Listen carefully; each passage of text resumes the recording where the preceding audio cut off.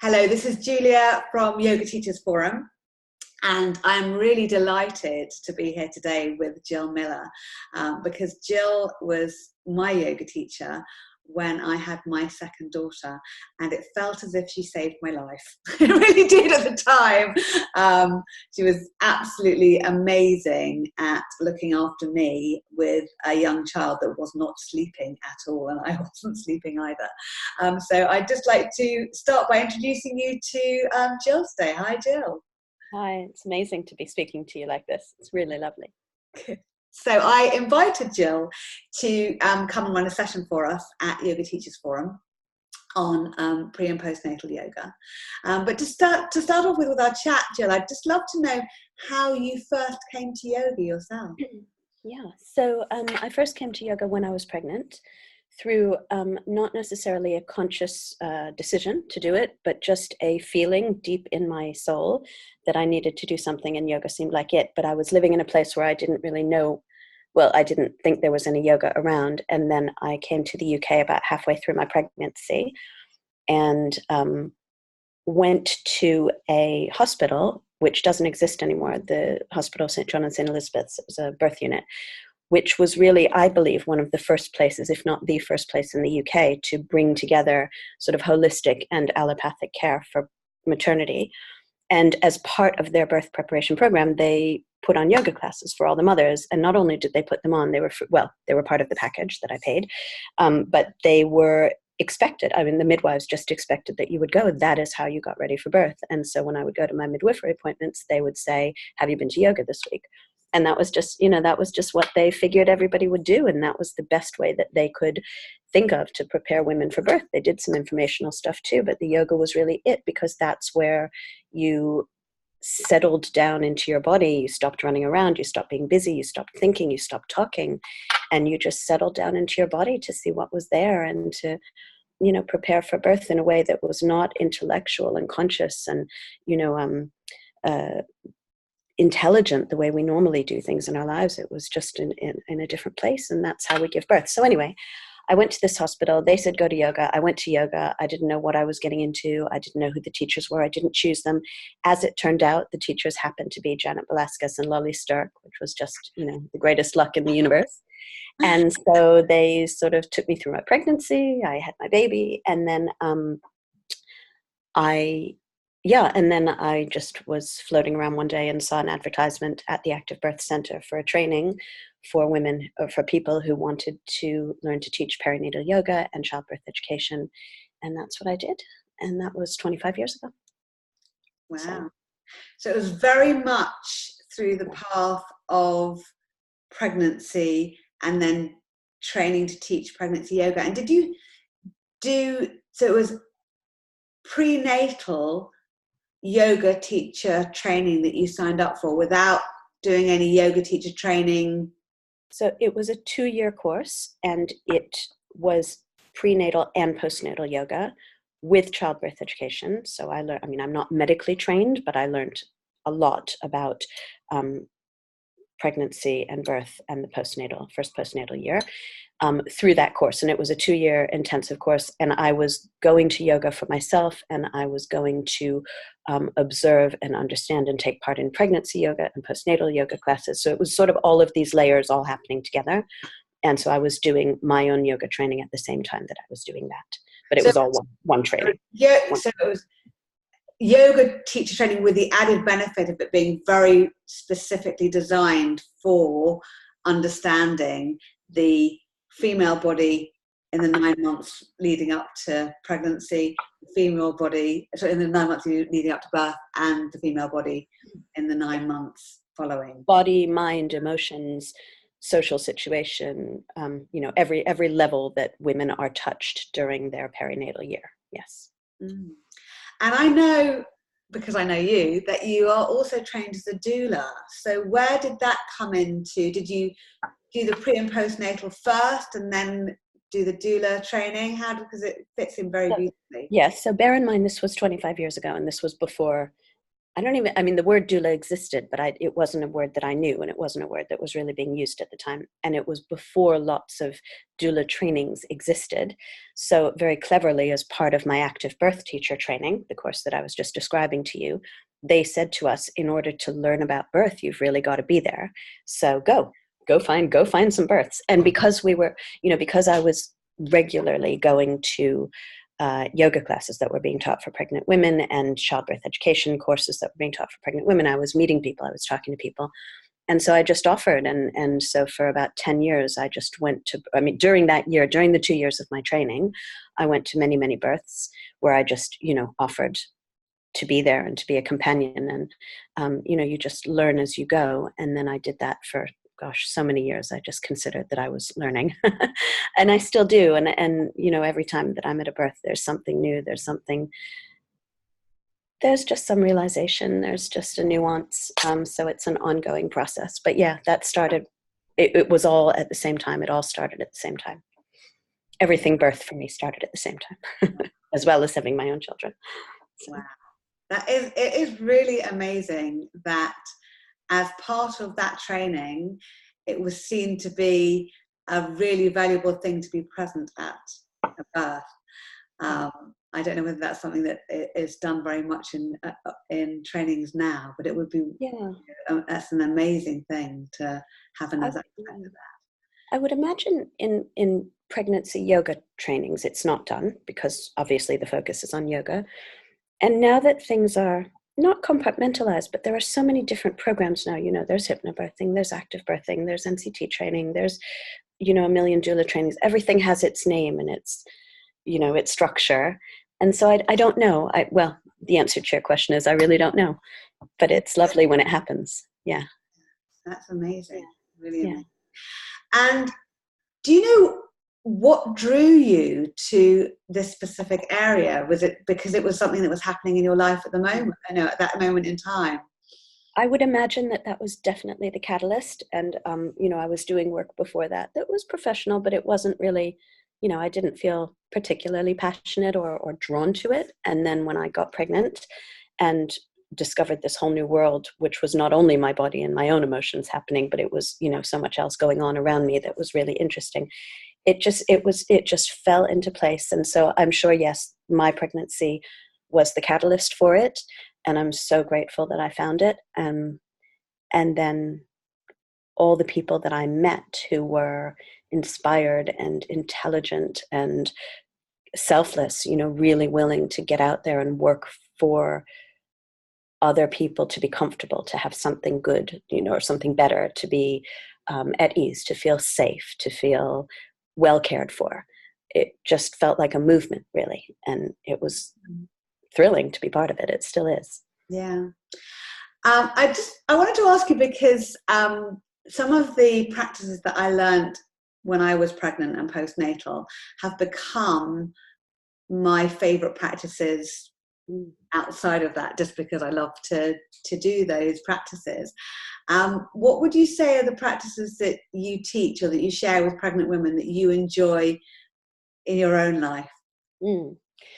Okay, so I suppose that and I'm sure, all of us as yoga teachers know this, things come and go, at different times, things are a little bit more relevant for us.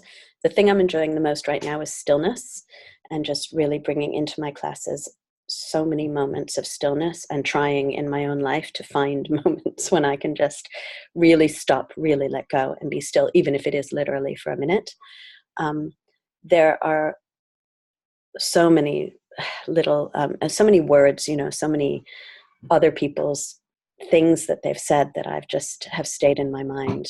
Breathe and relax, feel the ground, do nothing extra. That's one of the ones that I love the most. And that's from a midwife. She's talking about the resting time in between the contractions or the surges of labor. And so, I use that when her name is Pam England, she's American.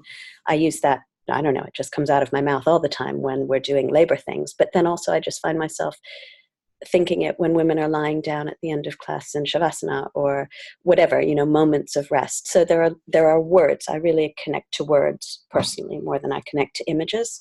I like colors. I use colors a bit, but words really work for me. And so I have lots of little words floating around in my head that either, well, probably that some wonderful yoga teacher or some wonderful doula has said along the way, and I've, just taken it in.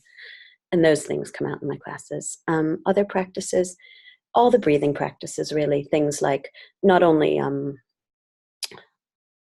not only the more sort of traditional or well-known breathing practices that we might do in yoga, but also the breathing that's maybe more related to birth, going from calmer breathing into deeper breathing, that I find really nice, even for myself, just to relax, because breath, obviously, when we exhale with, really emptying, that's just such a wonderful way to release and to let the body rest, whether that's in between the contractions of labor or whether it's just, after I've come back from a really frustrating moment or a busy moment or whatever. So that sort of breathing is helpful. Yeah, I don't know. Things like that. And I suppose movements. I mean, so in my class every week, probably at some point, if not more than one time, we are on the floor on all fours, rolling, freeing the pelvis, cat, dog, whatever, all those things that just have to do with the pelvis and the spine that are going to be so brilliantly useful in labor. But in my personal practice, gosh, I do those all the time. I feel like I'm still pregnant 25 years later because I'm just on the floor doing all my movements. But it doesn't matter. It's just about being free in those places in your body. Yeah. Lovely. I hope I answered your question. I'm not sure. Yeah, you did. Off on a million tangents. I find that a lot of what we learn in prenatal yoga leads into preparing us for postnatal yoga.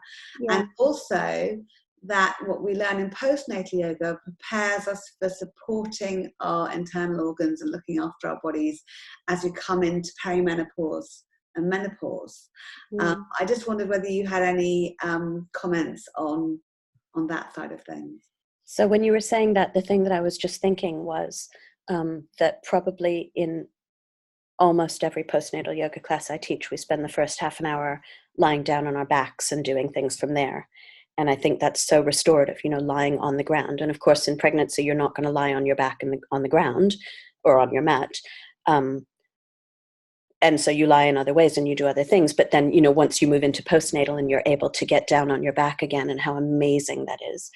And how, really, I think women could stay there for the whole class, probably, if I taught a class like that. But anyway, so we stay for a while. And then I think now, because yes, I'm approaching that age, I'm 52. So one of the most comforting things to me is to get onto my mat and lie on my back and just be on the ground, feel it all along the back of my body, move from there in all sorts of different ways. And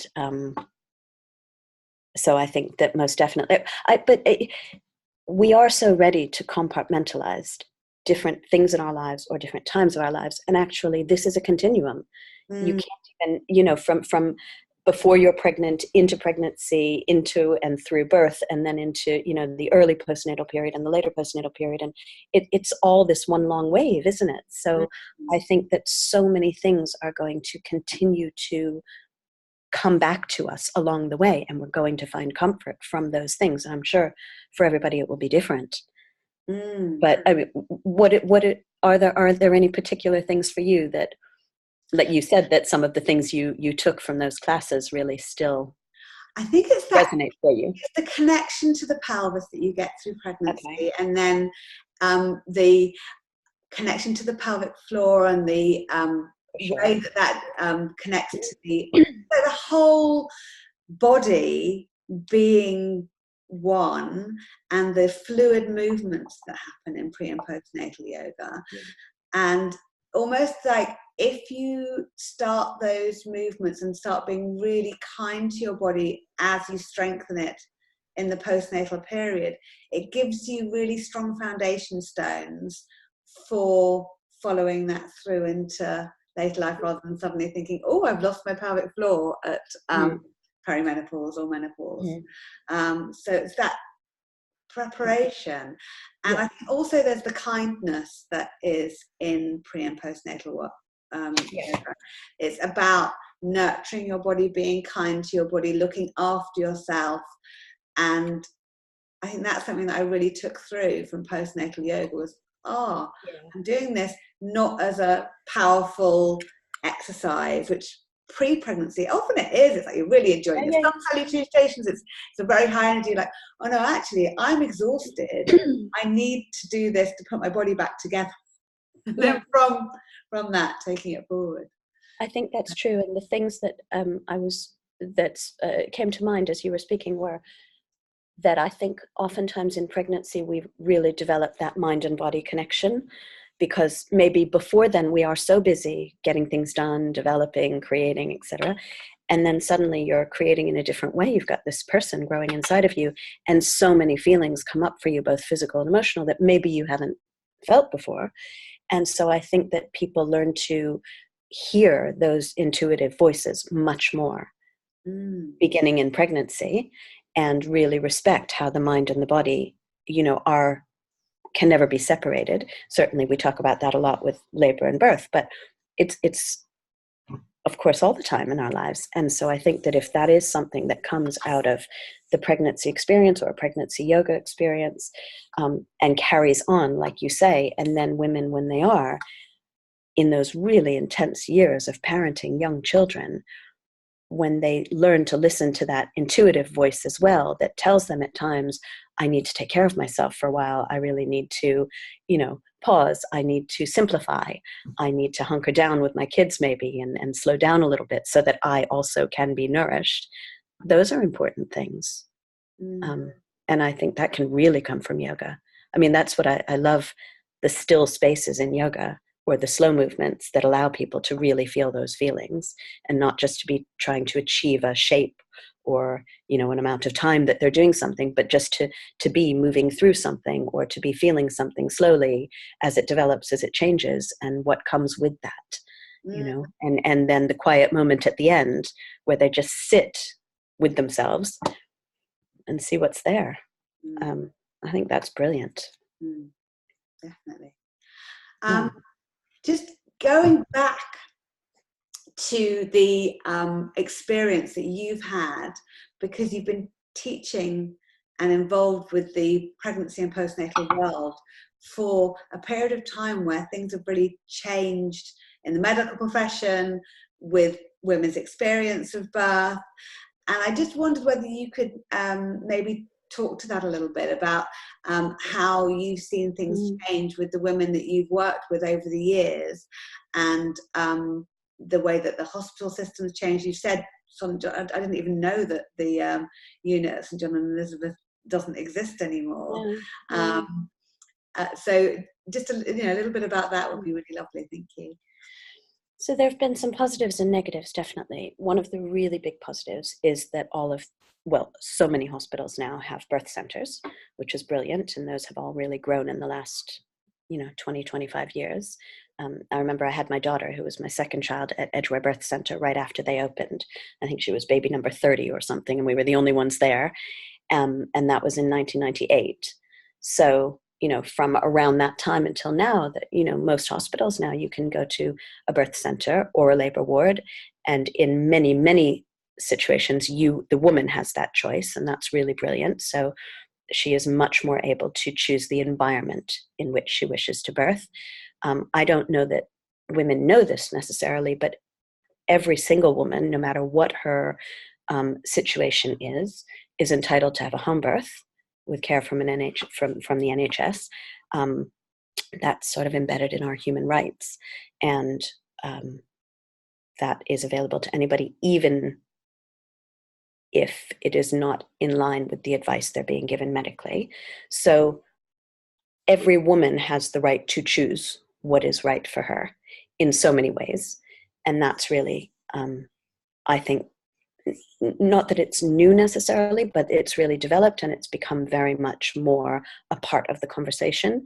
And if you read, for example, guidelines, medical guidelines, for example, NICE guidelines, if you read about induction or other things in the NICE guidelines, which any parent can access online, available for us all to see, they talk about women being given the choice to, for example, have an induction, and, that the medical guidance, for example, is that a woman is offered an induction at a certain time, but if she declines, then her alternatives should be discussed and her decision respected. So, it's not always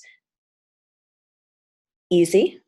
And a lot of women still, have challenging conversations, and, certainly, some mothers and babies really do benefit from medical support. But what is understood now is that there needs to be space for a conversation in which women with their medical providers can talk about the aspects of their care, and women can make choices about what feels right to them with medical guidance, but ultimately it's a woman's choice. And so whilst, again, that's not necessarily a new thing, it's much more a part of the general consciousness and conversation now. And I think that's really important. People know that.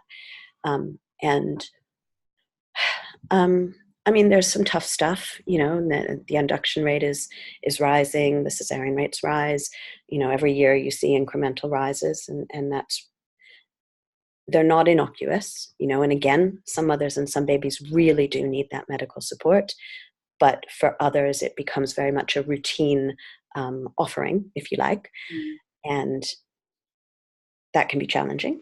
To really understand, is this the right thing for me and my baby on an individual level, or is it more of a routine?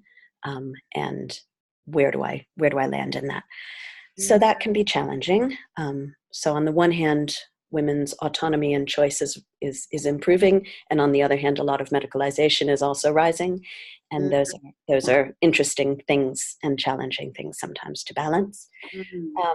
It's brilliant. I mean, it's amazing how much yoga is available, hypnobirthing, all these things that have really just, sprung to life and blossomed and are so available for women. Having said that, they're not necessarily so available for women who can't afford them. And that's a big problem, I think. And a lot of hospitals do make provision for some degree of antenatal classes, of hypnobirthing, but usually they're taught by midwives, and midwives, of course, are very busy being midwives.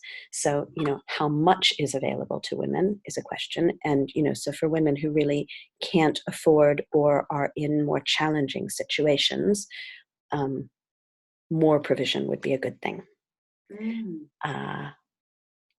What else can I think of? There are, of course, really important things to note. The information that comes out every year about maternal mortality, and the idea that women from Black and ethnic minority backgrounds are more at risk of dying in birth, or their babies not being well. So those are really frightening and important things that need to be looked at and unpicked and worked on. Continuity of carer is a big thing right now. We've talked about continuity of care for a long time, that women should be able to make choices and work with care providers where things, remain more consistent throughout their care. Now they're talking about continuity of carer, which is a drive to make sure that women know the practitioners who are going to look after them when they're having their baby, actually in labor and birth, that they've met those people in their pregnancy, ideally being cared for through their antenatal care. And then when they go into labor and they're with those people again, they feel safe, they feel familiar. Women can settle and relax much better. And when we relax emotionally, that affects how our bodies work. And then ideally, our bodies are able to physiologically labor much better because we feel safe, well protected, in the company of somebody that we know. So there's a lot of good stuff, and there's a lot of challenging stuff. There's a lot to unpack. There's a lot there. One of the things I've taken out of that is you have chosen in your yoga to really live in the world of pre and postnatal care. Yeah. And we're going to be running this session at the Yoga Teachers Forum, open to any teacher, whether you teach pre or postnatal or not. But I think there is something very special about having a teacher who has decided to really enter in that world. And like you say, because you are in that world, a lot of the new research that has gone on, you know what's happening in the world of pre and postnatal here, you know about the hospitals. That is something that I think maybe people, it's worth considering if you're looking into doing work in pre and postnatal yoga. How much do you want to involve yourself in that world? Because there will be women in your classes who have been told because they are a certain age they need to be induced, because they are, that, like you say, there are real reasons why people need to do things, and then there is a language which has started to be used in the medical profession which is based on statistics rather than the person that's sitting in front of them. So being able to support women understanding that medical world, do you think that that could be something that's quite important to be able to do? I think that it's amazing to be able to do, and sometimes the best part of the class is when we have tea at the end and talk, and women talk. It's not me necessarily leading a conversation. It's women who say, this is going on for me. Has anybody heard of, whatever? And then they give each other information, and then I can round it out and I can give them more information. So that can be really exciting. And I think that,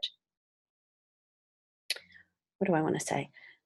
I think, you can teach perinatal yoga where you're just really focusing on the yoga, and that's beautiful as well. And then you can teach it with the whole bubble of, information and understanding about the experience of pregnancy, physically and emotionally, the experience of labor and birth, and what women might, want to prepare for, and what you can do through yoga to prepare for it. You can do it any which way. For me, yoga is all about birth and babies and women going through those times in their lives. So I personally wouldn't really be able to teach non-perinatal yoga, because that's just where that's my perspective on it. But I know that there are brilliant classes, where the focus really is the yoga entirely. And that's great too. And women want all sorts of different things. So, but it is, I do feel though that if you are teaching pregnancy yoga or postnatal yoga, that it's really important, whether or not you incorporate a lot of this into your class, it's really important that you as a teacher understand it, at least to a good solid degree, because, it is, there isn't so much going on in women's bodies and in their minds and in their hearts. And, to have them in your care for an hour and a half during this time in their life, I think it's really valuable to understand at least the basics, the foundation of what happens in pregnancy. What are the main things that women might be experiencing physically? What are the main things they might be going through emotionally? What are their choices coming up about birth that might be, niggling them on their minds, that they might, I just think it's valuable to have a broader understanding if you're teaching perinatal yoga. Yeah. But then, I also do appreciate that, like you and I were chatting before, and you were saying that when people come to your class and then say they're pregnant, but in a non-pregnancy yoga class, and so you're integrating them into that class, and you're not, I know that you have trained in pregnancy yoga, but I know a lot of people who will, have pregnant women coming into their classes have not necessarily trained in pregnancy yoga. And so, maybe that's a big ask to say to them, go out and learn about pregnancy. And maybe, pregnant people don't stay in the class for that long, because they reach a point where actually it's better for them to go to a specialized pregnancy yoga class. So I know that can be a big ask, but I think that, safety-wise, it's pretty important. Yeah. Anyway, and it's quite rich. It's quite interesting. So there's a lot you can learn, and probably find it quite interesting to know where these people are at who are also in your class. Yeah. So you're going to be joining us, I think, on the 29th of January from 1:30 till 3:30. Everyone's welcome to come along to the session. You don't have to be a prenatal teacher, a postnatal teacher. It's open to everyone. And it's in a studio space where we can get on our mats and enjoy physical practice as well as chat. So what might it look like, this session, or what tips might we be able to look forward to? Right. So what will we be able to look forward to? So it's a work in progress, and I haven't really landed yet with it. But what I know is that we'll discuss. people's experiences of working with pregnant women or postnatal women, newly postnatal women, and whether that's been in specialized classes that they teach or integrating them into, more general yoga that they're teaching, and what those challenges are and what those rewards are. And some perspective on all of that, at least from my point of view, but I'm always really, really interested in what people have to say. And I think people learn a lot from each other. And then I'll talk about what I do and what my classes look like and why, and how the preparation for birth is woven into the yoga, if you like. And I'll tell a little bit, just briefly, about the two pregnancy and birth related trainings that I'm part of teaching, just in case anybody's interested. And then we'll do some sort of practice, which comes from my classes, maybe a little bit focused on pregnancy and a little bit focused on postnatal. A bit of a flavor. A lovely mix of being able to bring your problems to the table, and also experiencing something on the mat as well. That just sounds really, really great. I'll make sure that I post the notes below where and everything is, and about the session at Yoga Teachers Forum. But in the meantime, where might people be able to find you, Jill, if they want to contact you between now and January? Yeah, absolutely. So my website is jillactivebirth.com. My email is jillactivebirth@aol.com, and anybody's welcome to get in touch either way. And yeah, that's it. Great.